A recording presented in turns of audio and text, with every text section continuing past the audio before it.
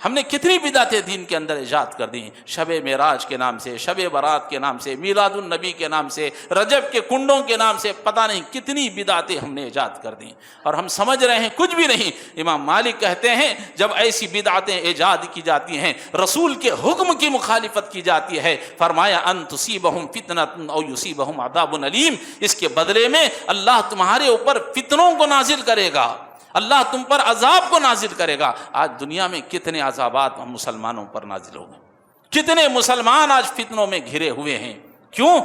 اس لیے کہ ہم نے بدعتوں کو ایجاد کر دیا۔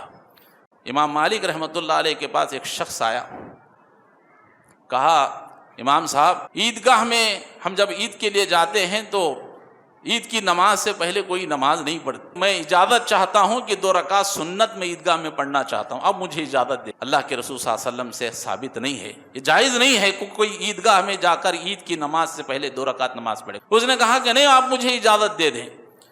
انہوں نے کہا کہ نہیں، اجازت دے دیں۔ انہوں نے کہا لگتا ہے تم لوگ اس وقت تک اپنی کرتوتوں سے باز نہیں آؤ گے جب تک کہ اللہ کا عذاب تم پر نہ آ جائے۔ امام مالک رحمۃ اللہ علیہ نے قرآن مجید کی ایک آیت پڑھ دی، کہا فَلْيَحْذَرِ الَّذِينَ يُخَالِفُونَ عَنْ أَمْرِهِ أَن تُصِيبَهُمْ فِتْنَةٌ أَوْ يُصِيبَهُمْ عَذَابٌ أَلِيمٌ۔ فرمایا کہ جو لوگ رسول کے حکم کی مخالفت کرتے ہیں انہیں ڈرنا چاہیے کہ کہیں اللہ کا عذاب، کہیں اللہ کی طرف سے فتنہ ان پر نازل نہ ہو جائے۔ اللہ کے نبی فرماتے ہیں یہ ہمارے دین میں، کس نے کہا؟ اللہ کے نبی کرے، جس نے ہمارے دین میں کوئی ایسا کام ایجاد کیا جس کو میں نے نہیں کیا، جس کو میرے صحابہ نے نہیں کیا، اگر کوئی کرتا ہے فرمایا فَهُوَ رَدٌّ، وہ مردود ہے۔ مردود کسے کہتے ہیں؟ مجھے اور آپ کو مردود کرتے۔ آج سے ہزاروں سال پہلے ایک کو کہا گیا، فرمایا کہ فَإِنَّكَ رَجِيمٌ، کہا کہ تو مردود ہے، یہاں سے نکل جا۔ کس کو کہا؟ اللہ نے، شیطان کو کہا، ابلیس کو کہا مردود ہے۔ نبی وہی جملہ یہاں استعمال فرما رہے ہیں کہ اگر ہمارے دین میں جس کو میں نے نہیں کیا، میرے صحابہ نے نہیں کیا، اگر کوئی کرتا ہے تو فرمایا کہ فَهُوَ رَدٌّ، وہ مردود ہے۔ نحمده ونستعينه ونستغفر ونعوذ بالله من شرور أنفسنا ومن سيئات أعمالنا، من يهده الله فلا مضل له ومن يضلل فلا هادي له، وأشهد أن لا إله إلا الله وحده لا شريك له، وأشهد أن محمدًا عبده ورسوله أرسله بالحق بشيرا ونذيرا، أما بعد فإن خير الحديث كتاب الله وخير الهدي هدي محمد صلى الله عليه وسلم، وشر الأمور محدثاتها وكل محدثة بدعة وكل بدعة ضلالة وكل ضلالة في النار، فأعوذ بالله السميع العليم من الشيطان الرجيم، بسم الله الرحمن الرحيم، خاف والقرآن المجيد بل عجبوا أن جاءهم منذر منهم فقال الكافرون هذا شيء عجيب، أإذا متنا وكنا ترابا ذلك رجل بعيد، قد علمنا ما تنخس الأرض منهم وعندنا كتاب حفيظ، بل كذبوا بالحق لما جاءهم فهم في أمر مريج، أفلم ينظروا إلى السماء فوقهم كيف بنيناها وزيناها وما لها من فروج، والأرض مددناها وألقينا فيها رواسي وأنبتنا فيها من كل زوج بهيج، تبصرة وذكرى لكل عبد منيب، ونزلنا من السماء ماء مباركا فأنبتنا به جنات وحب الحصيد، والنخل باسقات لها طلع نزيد، رزقا للعباد، وأحيينا به بلدة ميتا كذلك الخروج، قال الله تبارك وتعالى في موضع آخر، بسم الله الرحمن الرحيم، سبحان الذي أسرى بعبده ليلا من المسجد الحرام إلى المسجد الأقصى الذي باركنا حوله لنريه من آياتنا، قال رسول الله صلى الله عليه وسلم وشر الأمور محدثاتها وكل محدثة بدعة وكل بدعة ضلالة وكل ضلالة في النار۔ تمام قسم کی تعریفیں، حمد و ثنا، کبریائی اور بڑائی اسی اللہ وحدہ لا شریک کے لیے لائق اور زیبا ہے، جو تمام جہانوں کا مربی و پالنہار ہے۔ درود و سلام نازل ہوں تمام انبیاء علیہ الصلاۃ والسلام پر، خصوصاً میرے اور آپ کے نبی تاجدار مدینہ حضرت جناب محمد الرسول اللہ صلی اللہ علیہ وسلم پر۔ محترم حضرات، موقع کی مناسبت سے آج بہت سے لوگ شب معراج منانے کی تیاری میں ہیں، تو میں نے مناسب سمجھا کہ کچھ باتیں قرآن و حدیث کی روشنی میں آپ کے سامنے اس شب معراج کے تعلق سے رکھی جائیں، تاکہ ہمیں معلوم ہو کہ حقیقت اس کی کیا ہے۔ کیا یہ رات جو بڑی رات کے نام سے ہم مناتے ہیں، کیا یہ شریعت میں جائز ہے یا نہیں ہے؟ میرا جو بیان ہوگا اس میں کچھ سوالات ہوں گے، اور آپ حضرات ان سوالات پر غور کریں، اس میں جواب بھی ہوگا، آپ خود فیصلہ کریں کہ یہ صحیح ہے یا نہیں۔ اس بیان کا مقصد یہ ہے کہ ہماری آپس میں اصلاح ہو۔ اگر ہم کوئی غلط کام کرتے ہیں جو قرآن اور حدیث کے خلاف ہے تو ہم اصلاح کر لیں۔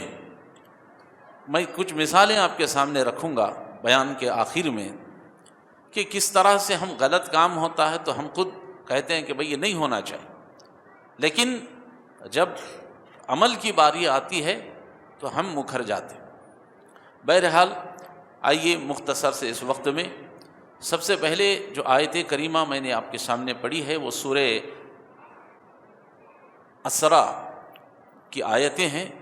15ویں پارے کی ابتدائی آیت، اللہ تعالیٰ نے فرمایا سبحان الذی اسریٰ بعبدہ، پاک ہے وہ ذات جس نے اپنے بندے کو راتوں رات مسجد حرام سے مسجد اقصیٰ تک سیر کرائی، اور مسجد اقصیٰ کے آزو بازو میں ہم نے برکت رکھی۔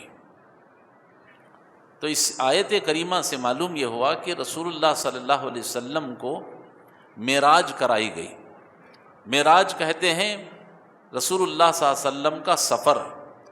آپ گھر سے مسجد حرام گئے، کعبۃ اللہ گئے، پھر وہاں سے مسجد اقصیٰ گئے، پھر آپ نے ساتوں آسمان اور زمین کی سیر کی، جنت و جہنم کو آپ نے دیکھا۔ اس پورے سفر کو اسراء و معراج کہا جاتا ہے۔ تو اس پر ہم سب کو یقین رکھنا ہے۔ بہت سے لوگ سوال کر سکتے ہیں کہ بھئی ایک رات میں اتنا پورا سفر کیسے؟ تو بہرحال ہم سب کو یقین کرنا ہے قرآن مجید کی آیات پر، احادیث پر، اور تمام امت کے علماء کا اس بات پر اتفاق ہے کہ اللہ کے رسول صلی اللہ علیہ وسلم کو اللہ نے جاگتے ہوئے اللہ نے اس معراج کو کرایا۔ اس پر ہم سب کو یقین رکھنا ہے۔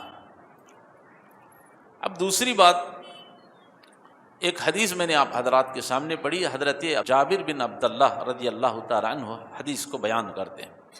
اللہ کے رسول صلی اللہ علیہ وسلم نے فرمایا وَشَرَّ الْأُمُورِ مُحْدَثَاتُهَا وَكُلَّ مُحْدَثَةٍ بِدْعَةٍ، تمام کاموں میں سب سے بدترین کام، تمام کاموں میں سب سے بدترین کام وہ ہے جو دین میں نیا نکالا جائے، اسے کہتے ہیں بدعت۔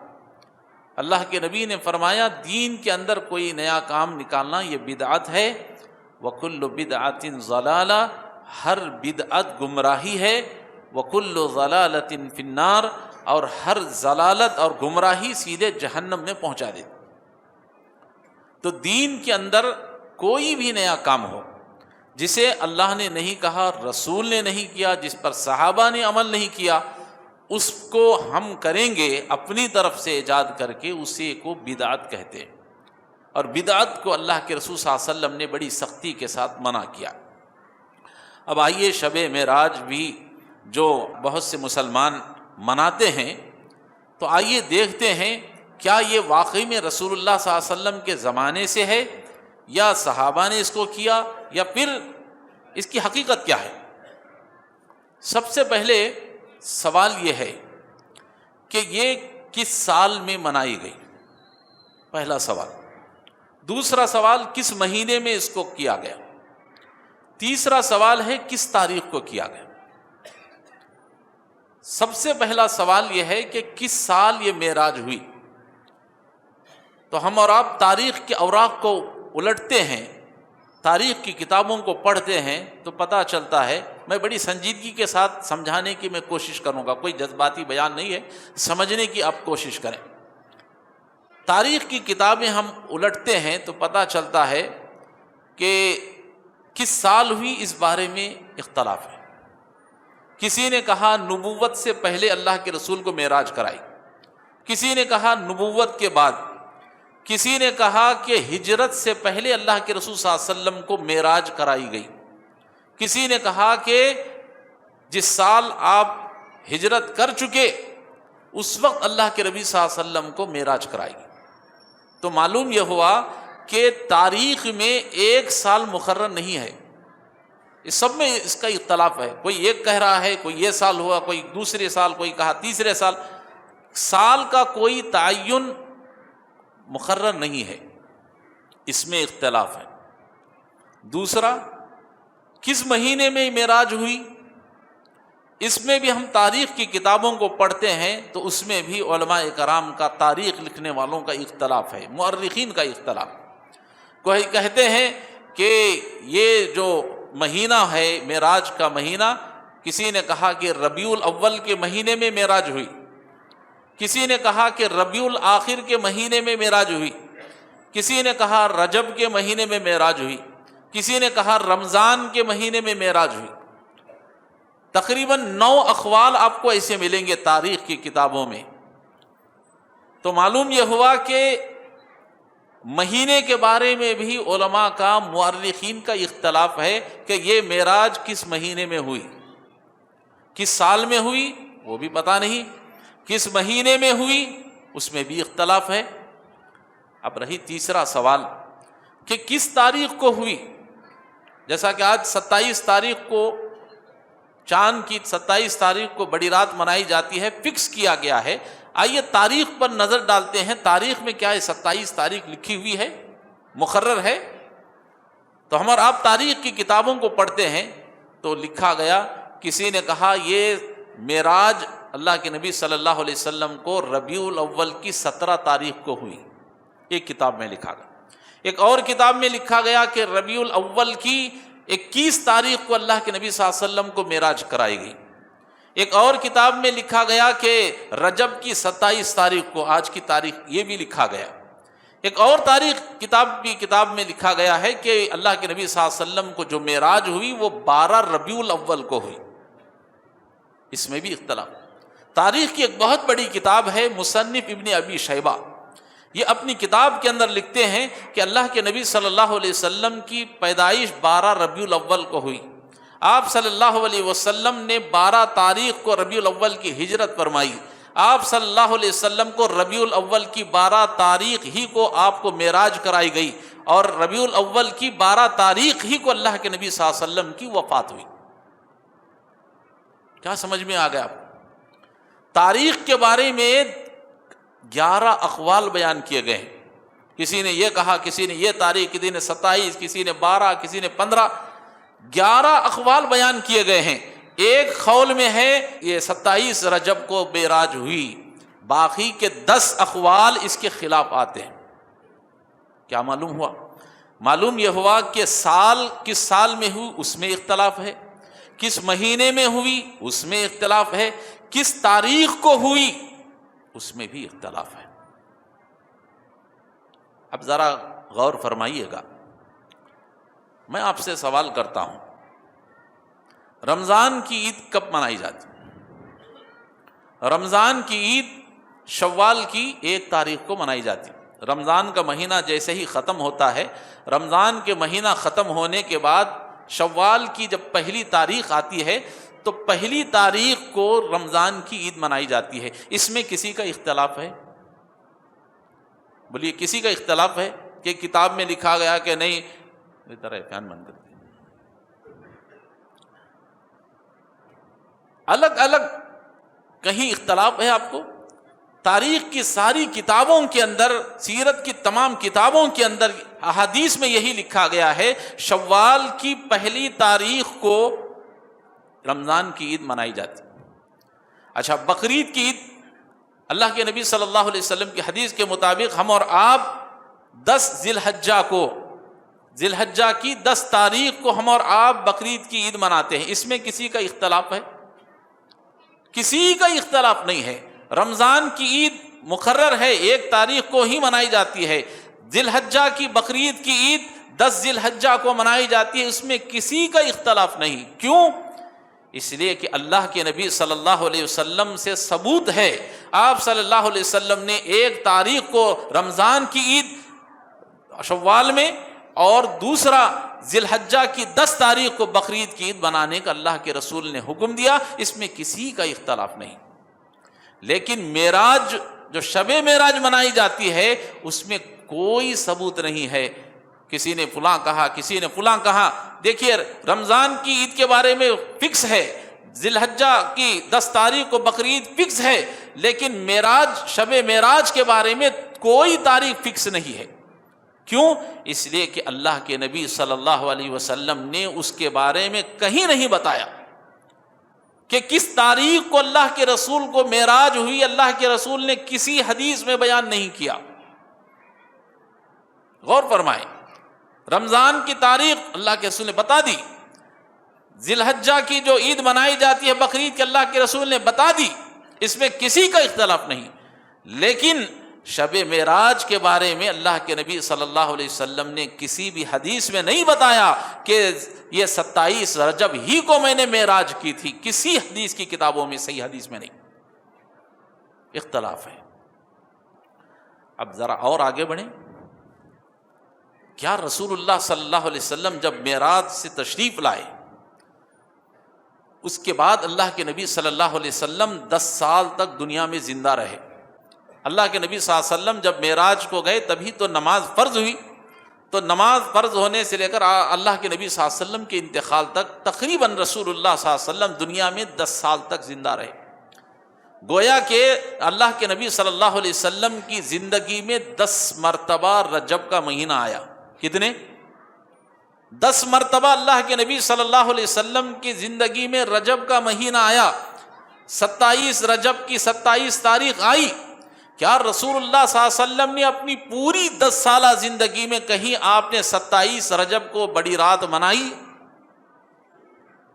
غور کریں، کوئی ایک ثبوت ہے کہ رسول اللہ صلی اللہ علیہ وسلم نے پوری 10 سال کی زندگی میں کہیں شب معراج منائی ہو؟ پورے 10 سال میں کہیں آپ کو ثبوت نہیں ملے گا۔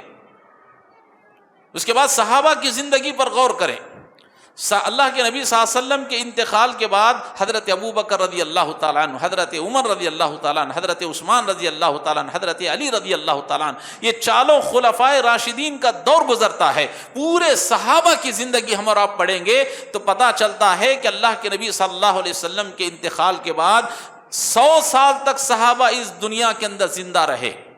کتنے؟ 100 سال تک صحابہ اس دنیا میں زندہ رہے۔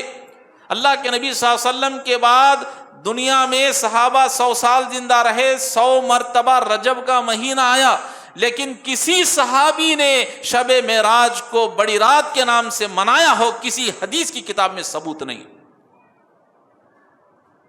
ہے۔ تو بتا دیں، کسی ایک صحابی نے شب معراج منائی ہو؟ پوری 100 سال تک صحابہ دنیا میں زندہ رہے۔ آخری صحابی ابو طفیل رضی اللہ تعالیٰ عنہ، آخری صحابی انہوں نے انتقال کیا۔ 100 سال کی پوری زندگی میں آپ بتا دیں کسی صحابی نے شب معراج نہیں منائی۔ اس کے بعد آئیے، بہت سے لوگ جن کو اپنا امام مانتے ہیں، اپنی تو نہ مانے، کم سے کم اماموں کی تو اگر مانتے ہیں تو کم سے کم ان کی تو مانے، ہماری نہیں مانتے تو کم سے کم اماموں کی تو مانے۔ امام ابو حنیفہ رحمۃ اللہ علیہ، اللہ تعالیٰ ان کو غریق رحمت فرمائے، जन्नत फिरदौस अता फरमाए, दीन का बड़ा काम किया। इमाम मालिक रहमतुल्लाह अलैह, इमाम शाफई रहमतुल्लाह अलैह, इमाम अहमद बिन हम्बल रहमतुल्लाह अलैह, सहाबा के बाद इन चारों खुलफाए अइम्मा कराम का जो अइम्मा अरबा कहा जाता है, चार इमामों की ज़िंदगी गुजरती है। सहाबा के बाद ये चारों इमाम दुनिया के अंदर 160 साल तक जिंदा रहे। कितने? 160 साल तक ये जो इमाम थे, इमाम अबू हनीफा रहमतुल्लाह अलैह, मालिक रहमतुल्लाह अलैह, शाफई, इमाम अहमद बिन हम्बल, ये चारों की अइम्मा की इमामों की ज़िंदगी 160 साल तक रही। 160 साल तक रजब का महीना आता रहा, लेकिन किसी इमाम ने ये कहा हो कि शबे मेराज की 27 को, रजब की 27 तारीख को शबे मेराज मनाई जाए, बड़ी रात मनाई जाए, किसी एक इमाम से सबूत पेश कर दे। अल्लाह अकबर। तारीख की पूरी किताबी शान मान लें, इमाम अबू हनीफा रहमतुल्लाह अलैह ने अपनी किसी किताब के अंदर यह नहीं कहा कि रजब की 27वीं रात को बड़ी रात मनाओ। इमाम शाफई ने अपनी किसी किताब में यह नहीं कहा कि रजब की 27 तारीख को बड़ी रात मनाई जाए। अब किसकी बात मानेंगे आप?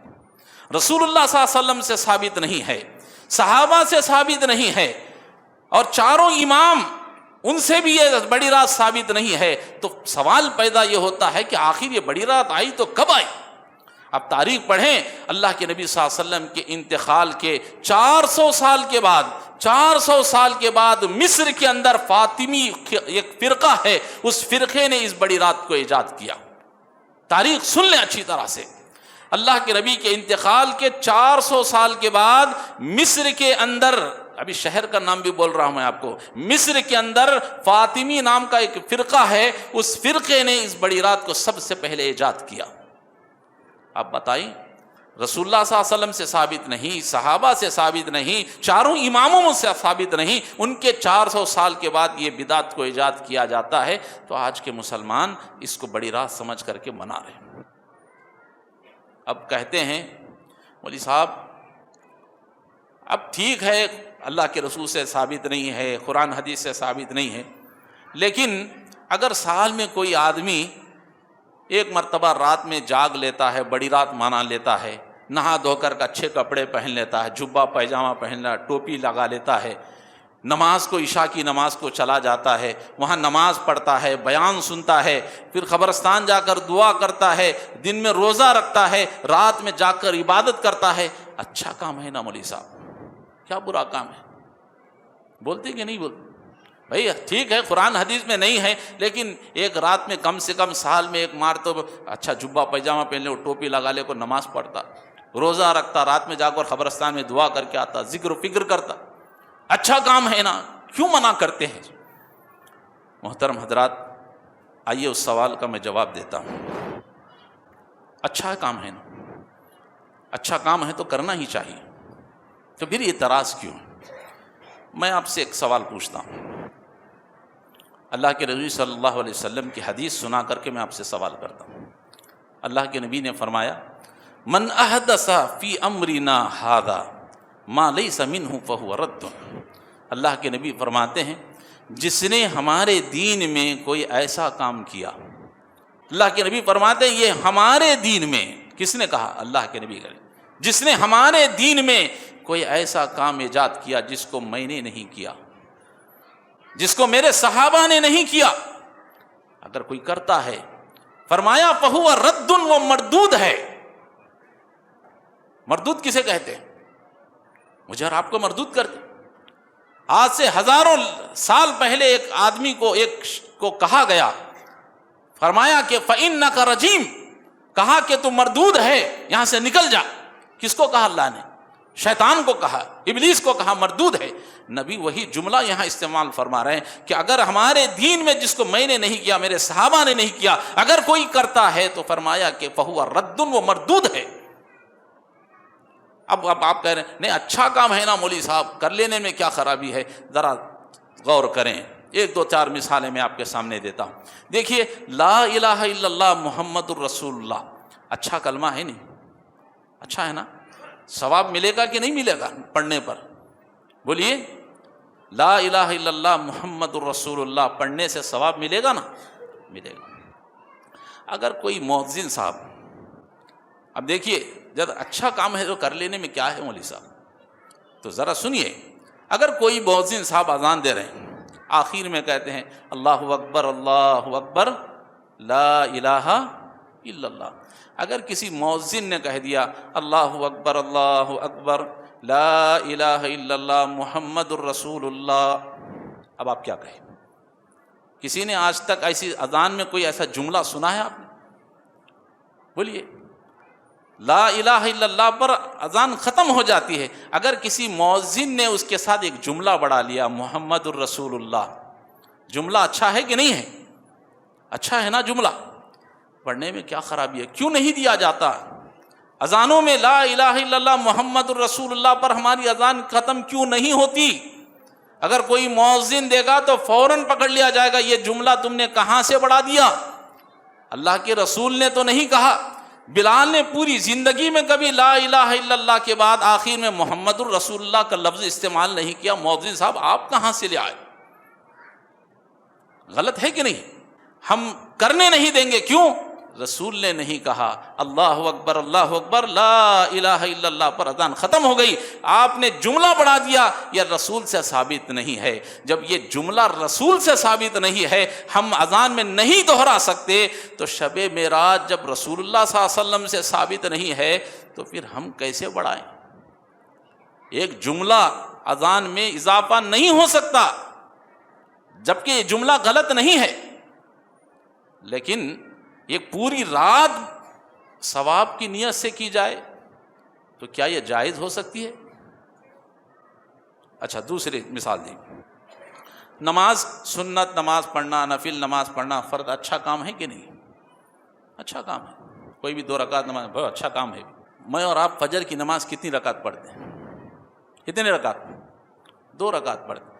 اب امام صاحب نے کہہ دیا بھائی ہر سال جو ہے پورا زندگی بھر ہم 2 ہی رکعت پڑھ رہے ہیں، چلو آج شب معراج ہے، شب معراج ہے، آج 2 کی جگہ فجر میں 4 رکعت نماز پڑھ لیتے ہیں۔ 2 رکعت ہمیشہ پڑھتے رہتے ہیں، بھائی آج 1-2 رکعت بڑھا کر پڑھ لیں گے، چلے گا؟ کہیں گے امام صاحب کہاں سے لائے ہو آپ؟ اللہ کے رسول نے صرف فجر میں 2 رکعت ہی نماز پڑھی ہے، آپ 1 اور 2 رکعت کہاں سے لا رہے ہیں؟ رسول نے نہیں کیا، آپ کیسے کر سکتے ہیں؟ امام صاحب کو پکڑ لیا جائے گا، نہیں ہو سکتا ایسا، کیوں؟ رسول اللہ صلی اللہ علیہ وسلم نے نہیں کیا، آپ کیسے بڑھا سکتے ہیں 2 رکعت؟ 2 رکعت نہیں بڑھائی جا سکتی۔ آج شب معراج میں کہا تھا 100 رکعت جو آدمی نماز پڑھ لے اس کے لیے اتنا بڑا ثواب ہے، 2 رکعت نہیں بڑھا سکتے، یہ 100 رکعت کہاں سے بڑھا لی گئی؟ اچھا ٹھیک ہے، ایک اور مثال لیجئے، مغرب کی نماز ہم اور آپ کتنے رکعت پڑھتے ہیں؟ 3 رکعت پڑھتے ہیں۔ امام صاحب نے کہا کہ چلو بھائی بہت دن ہو گئے 3 ہی رکعت پڑھتے ہیں، چلو 1 اور بڑھا دیتے ہیں، 3 کی جگہ 4 رکعت پڑھ لیتے ہیں۔ لیکن امام صاحب کو کیا پڑھانے دیں گے کوئی؟ کبھی کسی زندگی میں آپ نے سنا ہے کہ امام صاحب نے 3 کی جگہ 4 رکعت میں، ہاں یہ الگ چیز ہے کہ بھول ہو جائے، وہ الگ چیز ہے، امام صاحب نے کہا کہ نہیں 4 رکعت پڑھیں گے ہم، مانیں گے کوئی؟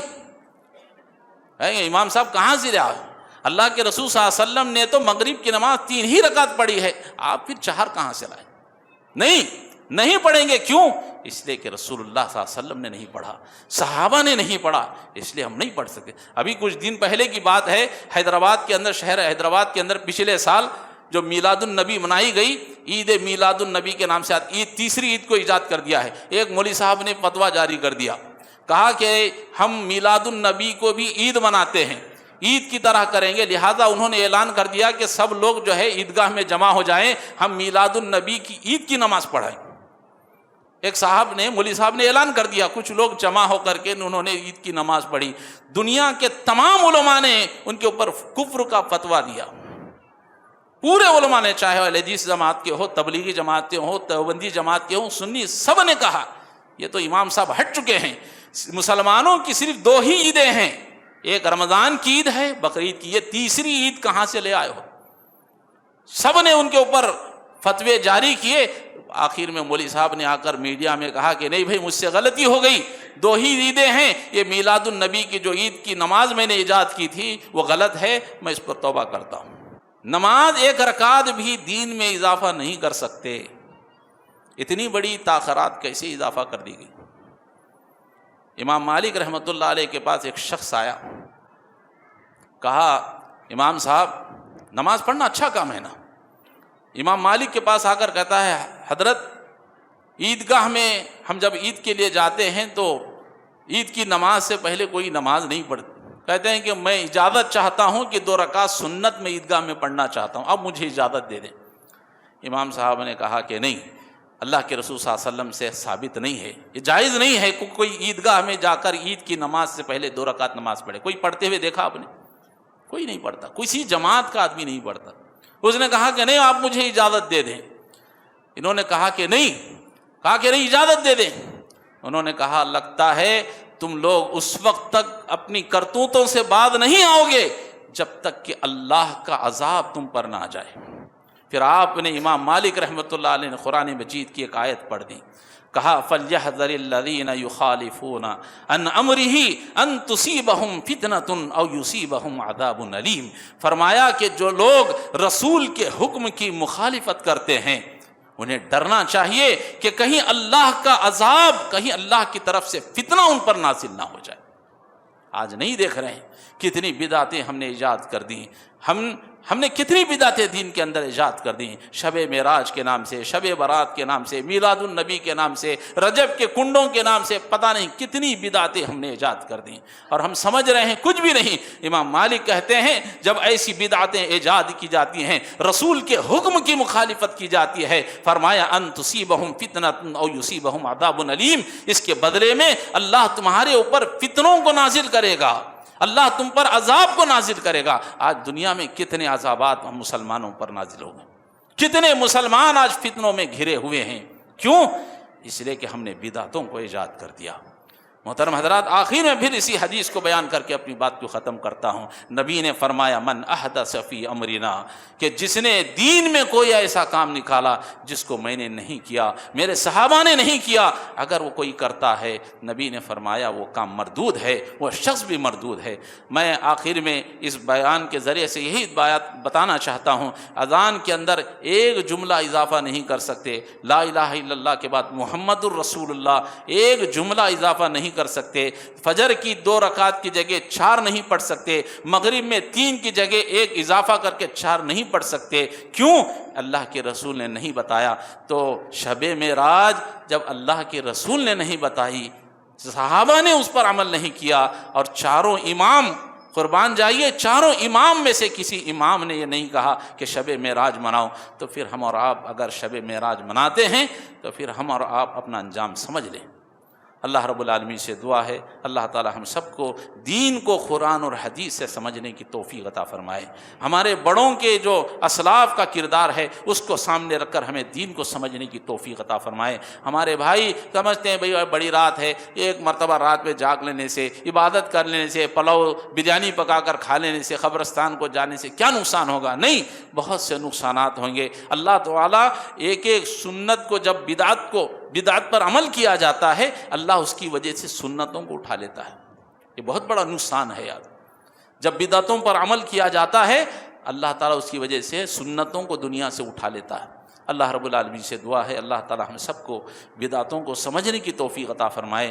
اگر جاگنا ہی چاہتے ہیں، شب قدر کی رات جو آخری عشرے میں رمضان میں آتی ہے، آپ اس کو تلاش کریں۔ ایک رات بھی اگر ہم کو مل گئی، اللہ کی قسم ہم سب کا زندگی کا بیڑا پار ہے۔ ایک رات بھی اگر ہماری نصیب ہو گئی، یہ جو بدعتیں ہیں، اب ایک نہیں ہزاروں رات جاگیں آپ کو اس پر کوئی ثواب نہیں ملے گا۔ اللہ تعالیٰ سے دعا ہے اللہ تعالیٰ ہم سب کو کہنے سننے سے زیادہ یاد رکھنے کی اور اس پر عمل کرنے کی اللہ ہم سب کو توفیق عطا فرمائے، آمین۔ وآخر دعوانا ان الحمد للہ رب العالمین۔ بارک اللہ لنا ولکم فی القرآن العظیم ونفعنا وإیاکم بالآیات والذکر الحکیم، انہ تعالی جواد کریم ملک رؤوف حلیم ورب حلیم۔